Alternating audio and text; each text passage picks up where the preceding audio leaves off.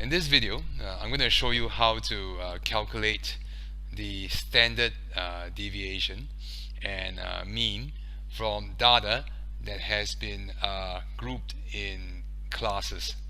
And then what I'm going to do is to compare the standard deviation and mean with the median and interquartile range that you can obtain from drawing the ogive for the data.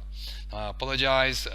Some days ago, I used the word ogive instead of ogive. I got both the spelling wrong and the pronunciation wrong, so I apologize for that. So let's get on with it. So here in this data, we have three pieces of data that are grouped within the height between 300 and 224 and so forth. Alright, so what we need to do first of all is to actually calculate the class center for these for the range of each of these classes. So we add 300 to 324, that gives, and then we divide by 2, that gives us 312. Similarly, we are going to add 325 to 349, divide by 2 and get the mid value. Now you'll find that in this case, you can see the pattern here, that the mid value is 12 more than the starting value in the in each group. So all I'm going to do is add 12 to 325. I would get 337 here, 362. This would be 387. This one would be 412, and this one repeats itself again, you see, so you get 437.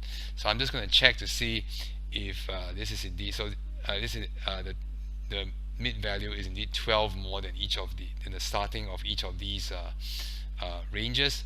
So that's 300 plus 12, 325 plus 12, 350 plus 12, 375 plus 12, 400 plus 12, and 325 plus 12. Okay, so now we're going to use the calculator to calculate the mean and standard deviation. Now, because the data has been grouped, now the way we enter the data will be slightly different. All right. Now, suddenly we're going to make use of a function on the calculator that allows us to store the data as a number and the frequency. All right, so I don't have to enter 312 3 times. I don't have to enter 337 18 times. Here's how it works. All right, so first of all, we access the statistics function on the calculator. Again, what we need to do is click on mode, press 1 for stats, and press 0, and we are ready to go. Alright, so the whole idea now is to start with the class center 312, and now this is different from what we did in previous examples. Instead of clicking straight on the m plus function, we click on the sto function over here. Now what it allows us to do is to store the data as 312 as a class center and the number of times this has occurred. So this would be 3. Alright, and we're going to click on M+. So what happens is that we have stored the first pair of numbers in the data. So there's the first pair, and then we're going to go on and store the other ones. So the next one is 337. 337. We're going to click on that.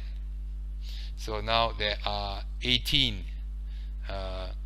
of 337. So I'm going to key in 18, and then I'm going to click M plus. Okay, so that's the second pair of values, and we'll just carry on from here. Okay, so the next one would be 362.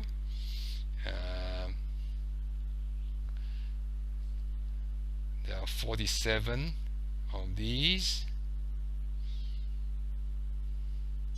and then we're gonna go for number 4, which is 387,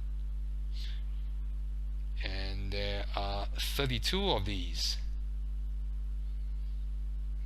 Okay, going to the fifth pair of values, 412.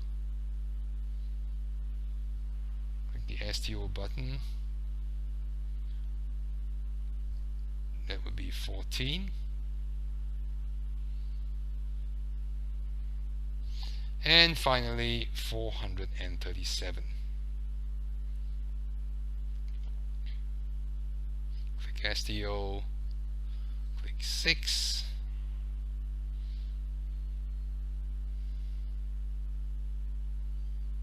There you go. So we have 6 pairs of numbers stored in the data.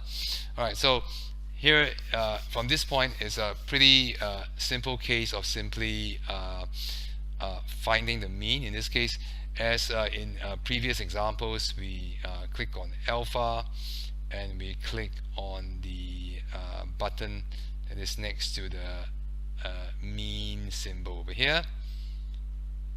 Press the equal sign. So this is the average height, 373.25. So I'm going to put the mean equals to 373.25. Alright, now let's calculate the standard deviation. To do that, we click on alpha again, the alpha button, and we click on the button that is just next to the symbol for the standard deviation, which is this button over here. Alright, and we press the equal sign. That gives us 27. So the standard deviation is equal to 27.74. Alright, so what it means is on average, alright, each of the heights that have been entered here, on average they are 27.74 away from the mean height, which is 373.25.